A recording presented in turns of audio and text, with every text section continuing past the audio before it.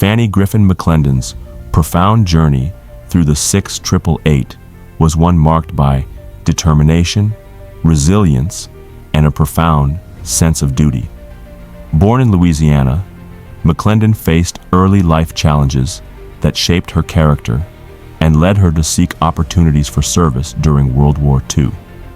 She then joined the 688 Central Postal Directory Battalion, an all-black female unit that made history during a pivotal moment in U.S. military history.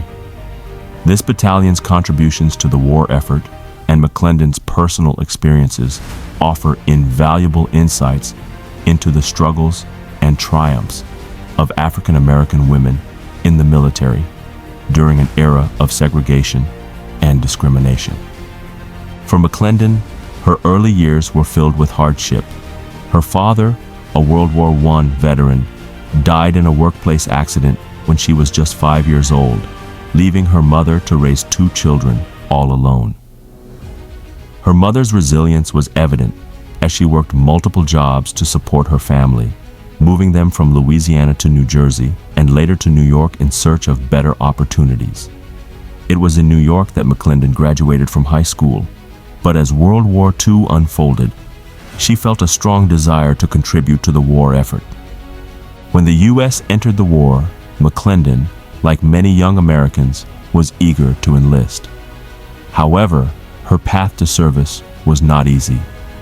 As McClendon recalled in an oral history interview, she and several other African American women took the entrance exam for the Women's Army Auxiliary Corps in New York. Despite their qualifications, they were falsely told they had failed the exam.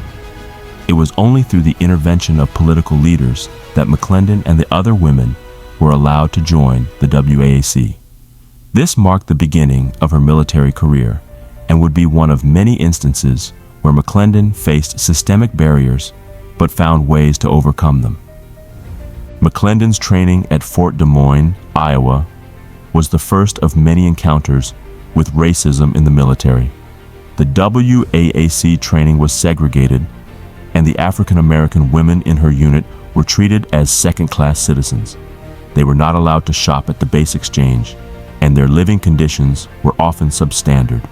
McClendon's experiences at Fort Des Moines were characterized by a sense of injustice, but she carried herself with dignity and a determination to succeed. Despite the adversity, she managed to complete officer candidate school, an achievement that would later propel her into a leadership role. In the early stages of her military career, McClendon faced serious trials and tribulations. One such moment occurred during a train ride from Fort Des Moines to Camp Lee, Virginia, when racial segregation on the train forced McClendon and another African American woman to be completely separated from the rest of their fellow officers. The absurdity of the situation was not lost on McClendon, who, in later years, reflected on these racial dynamics that shaped her experiences in the military. At Camp Lee, African American personnel were again excluded from many of the amenities that their white counterparts enjoyed, including access to the officers' club and the main mess hall. Nevertheless, McClendon persisted, learning how to navigate the complexities of military life in a racially divided society. McClendon's time with the 688 Central Postal Directory Battalion, however, stands out as the defining moment of her military service. Formed during World War II in 1945, this battalion was made up entirely of African American women who were tasked with an essential, yet often overlooked mission: clearing the massive backlog of mail for U.S. service members stationed in Europe. At the time, the backlog had become a critical issue, with millions of pieces of mail piling up due to the chaos of the war. It was estimated that hundreds of thousands of soldiers had not received correspondence from their loved ones for months, and this had a profound negative effect on morale. The 688's mission was not just logistical, it was one of emotional significance, serving as a lifeline to those far from home. Under extremely challenging conditions, working long hours in damp, unheated buildings, often facing racial and gender discrimination. The women of the battalion displayed exceptional perseverance and ingenuity. The soldiers worked meticulously to sort, route, and deliver mail, including difficult tasks like finding missing mail, using outdated or incomplete locator cards. The impact of their work cannot be overstated, as the battalion delivered more than 17 million pieces of mail during their deployment.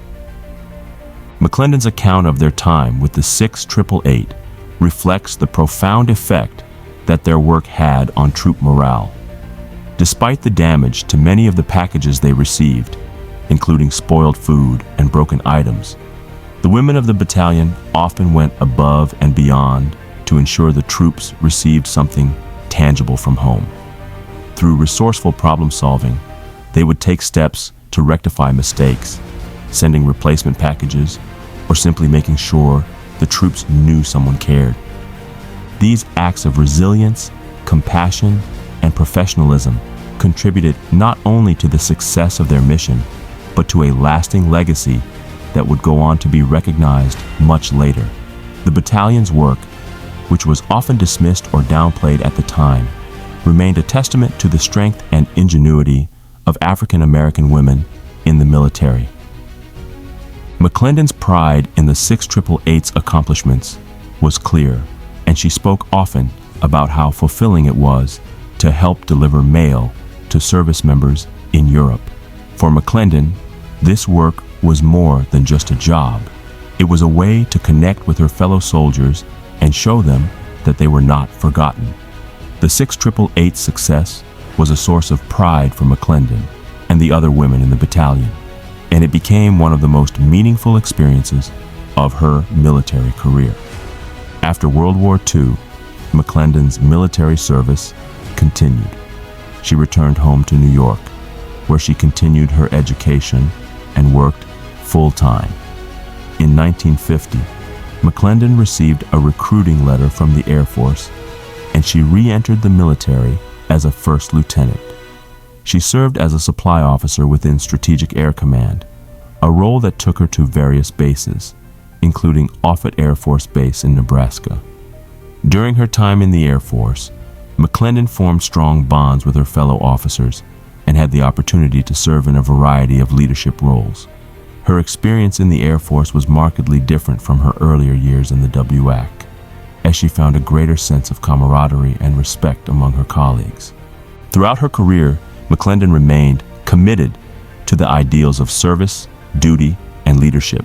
Her experiences in the military were shaped by the challenges of racism and sexism, but she found ways to overcome these obstacles through hard work, determination, and a deep sense of purpose. The legacy of the 688 is one that has been long overlooked, but McClendon's recollections provide a powerful reminder of the impact this unit had on the success of the Allied war effort. The women of the 688 were pioneers, breaking down racial and gender barriers in ways that paved the way for future generations of women and African Americans in the military. McClendon's pride in her service with the 688, as well as her later accomplishments in the Air Force, reflects the enduring spirit of resilience and dedication that defined her career. Fannie Griffin McClendon's story is an inspiring one, filled with hardships and triumphs. Her time with the 688 Central Postal Directory Battalion, as well as her later career in the Air Force, exemplifies the courage and strength of the women who served during World War II. Their legacy is one that deserves to be remembered and celebrated, and McClendon's contributions to that legacy will continue to inspire future generations of military personnel and civilians alike. If you like this video and know someone in the military, please share it with them. Thank you for watching.